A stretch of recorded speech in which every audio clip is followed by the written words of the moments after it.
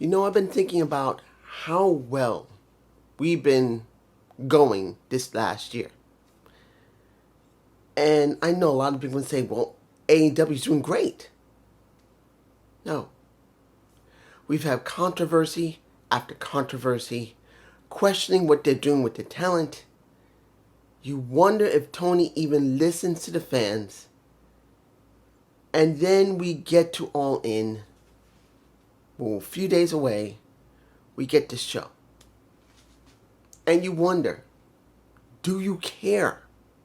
Now that might be the title of this video because it's very difficult to come up with a title that fits the situation, because there's going to be people saying that everything is great.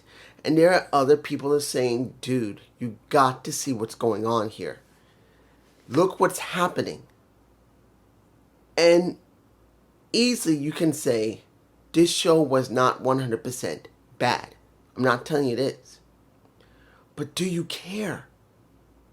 Do you watch Collision? Do you watch ROH? Do you even care about what was going on with Bandito? Do you care about what's going on with Brody King? Legitimately, they got people that's on the roster that are talented. But when you really look at how it's been booked, and I say this to anyone, whatever you say, you're going to say, I love this show. It was not bad. It was good.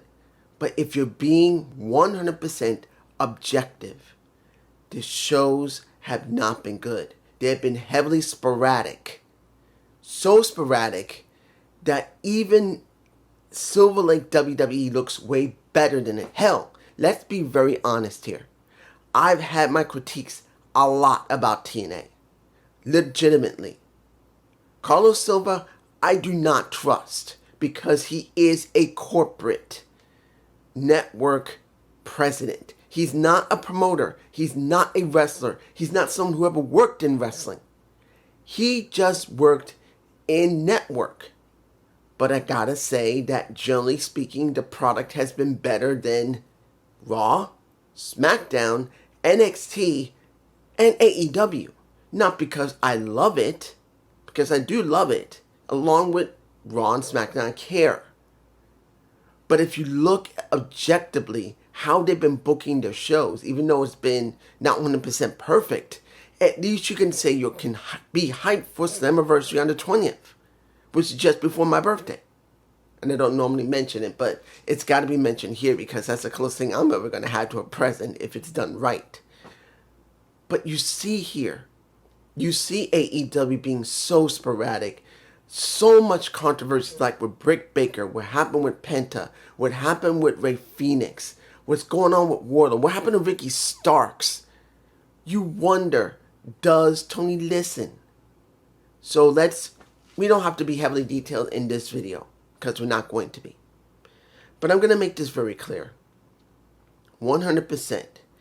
When you see, and this is what they're promoting the most, the Casino Gauntlet match for both the men and the women.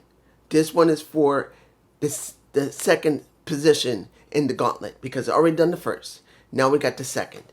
And honestly, you got Bandito. You got, and I'm not talking about the positions yet, but you got Bandito and Brody King versus Kyle Fletcher and Kateska. And I ask you, this is not about the gauntlet match, but I ask you, what do you care? Do you legitimately care about Brody King working with Bandito? It does make a difference. You've been seeing it on Collision, which numbers of Collision have been very low. Very low. I checked the numbers from last week for Dynamite. It was barely 580,000 people watching. Dynamite used to do 1.1 million people. A point of 1.1. Almost 1.2 million people used to watch. Now it's 580,000 people. And am I going to hear people say, you know what's been going on. You know there's so much sports going on. The numbers cannot be denied. This was not about the match quality. This is not about that Bandito had to eat it. which I think he didn't really need to. But they chose him. It's not about that. It's not even about Kateska winning instead of Kyle Fletcher, who's supposed to be more important. Do you care about any one of these guys? Honestly. No. I should care about the one person that makes the most sense, have been pushed the most. Guess who that is? Guess who's been pushed the most? Brody King. I should care about Brody King. They have pushed him heavily with Darby Allin. Then they gave him his time on his own. Since basically Buddy Matthews is still out because of his injury. What did we get? Nothing. Now you can say, what about Bandito? He's very popular. Yeah, he is. But what storyline is he in? I don't know. They don't really mention it if it's on RH. They don't really mention it if it's on Collision. And as far as I know, he has no storyline on Dynamite. But here's the thing. You don't make him exclusive to one brand. He's jumping from one brand to another. He's jumping RH, Collision, and Dynamite. Shouldn't there be something that should lead him to somewhere? No. Kyle Fletcher, Kateska, great tag team. But guess what? They're not doing anything. They're not. They feel good, but that doesn't mean they're important. And then here, we get the little interview between the Patriarchy and the FTR trying to set up who is going to go up against in the triple threat at All In for the tag titles. And the kicker here is this. The only team that made any sense to go up against a Hurt Syndicate would be FTR. But FTR has never felt important. And even when you see the Outrunners, who is an organic team that came out of nothing and became very popular, which they're no longer popular. Because, they're not trying, but guess what? Tony hasn't been spotlighting them on Dynamite. I don't know if they've been spotlighted on Collision because I don't watch Collision. And the numbers of Collision are under 500,000. I don't care. Do you care? I'm sure you love FTR. I do. I'm sure you love the Outrunners. I do. But when do you actually care? They just only in the last couple of weeks started building them. And now we're all in. And this is where booking becomes an issue. It sucks. Next, Ricochet versus Blake Christensen. Let me give it to you like this. Lee Johnson's taken out because of the Gates of Agony now working with a Ricochet. Why were they not shown on the show? Why have they not been shown on the show and spotlighted with Ricochet? Last week, there was nothing about him doing that. Wouldn't it have been nice before the damn match that we know Ricochet now has a team?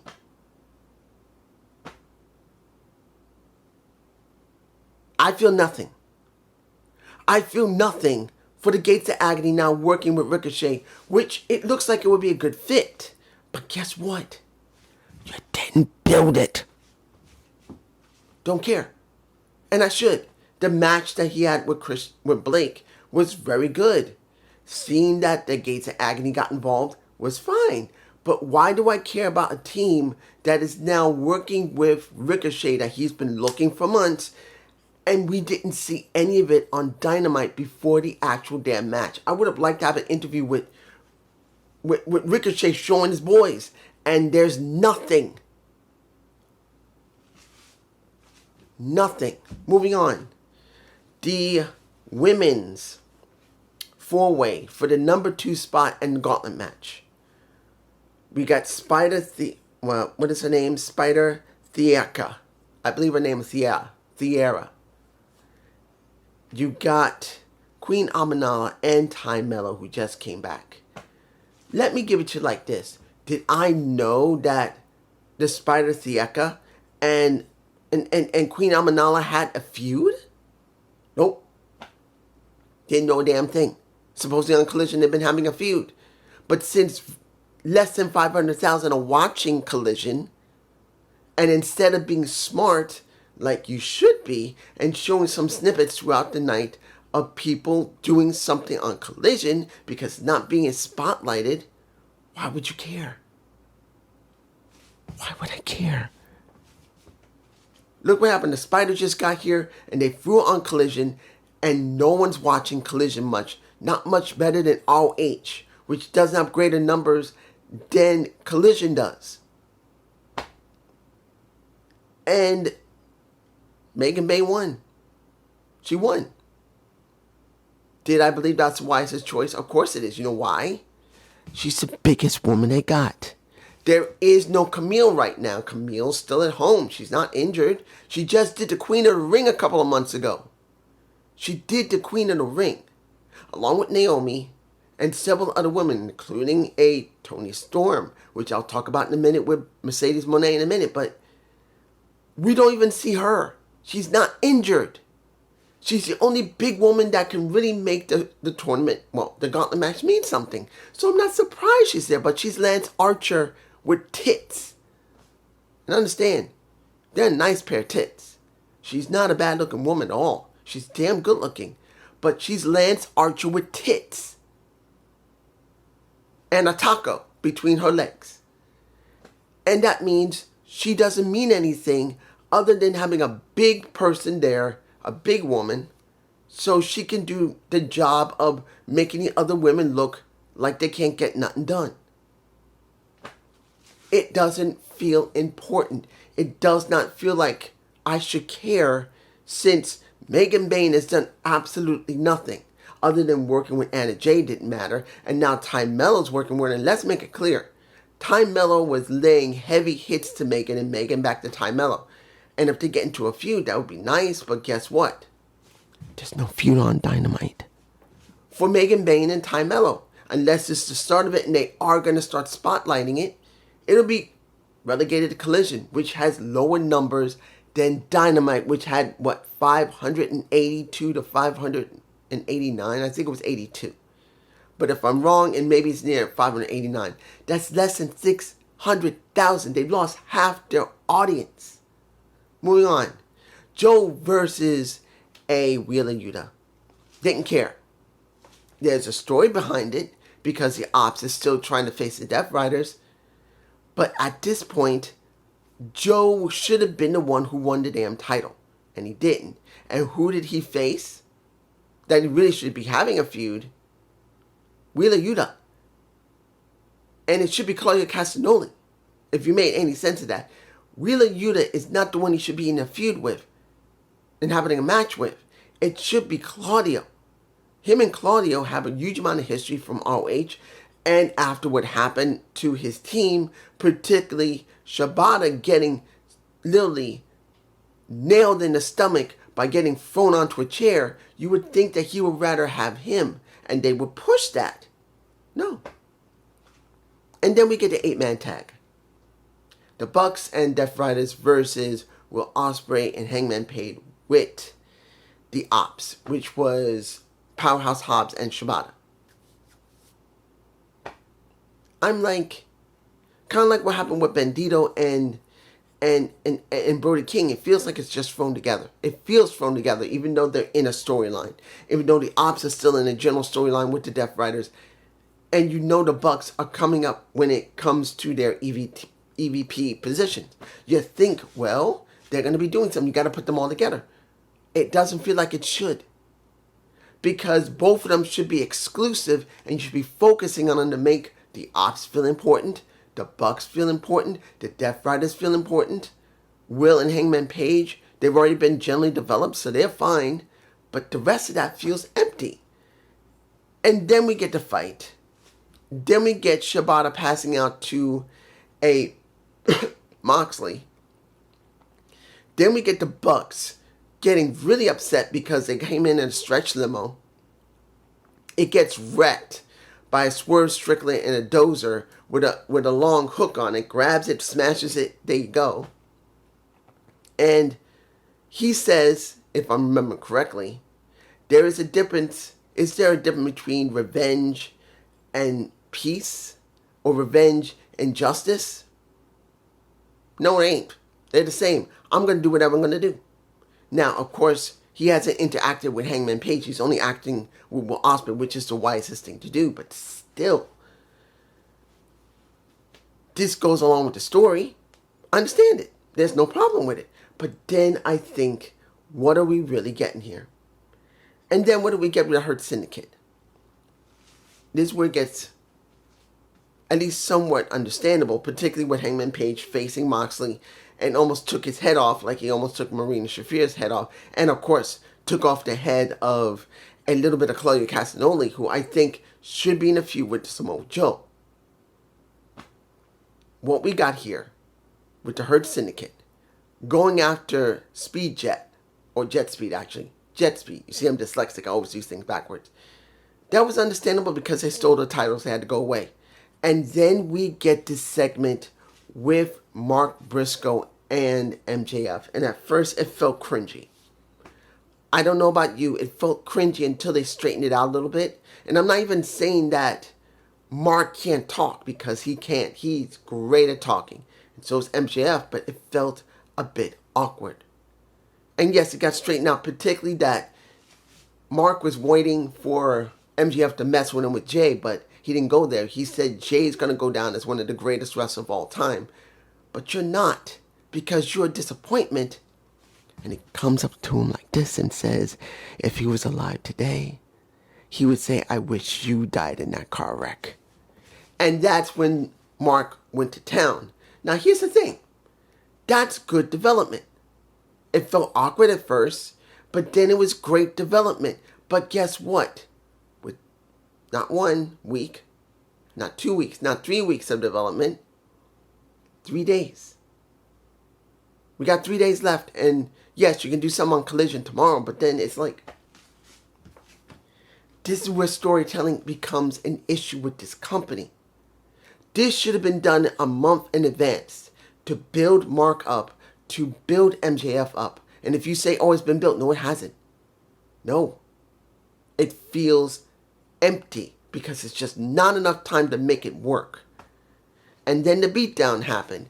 And then we get Jet Speed trying to attack a... Let me give it to you like this.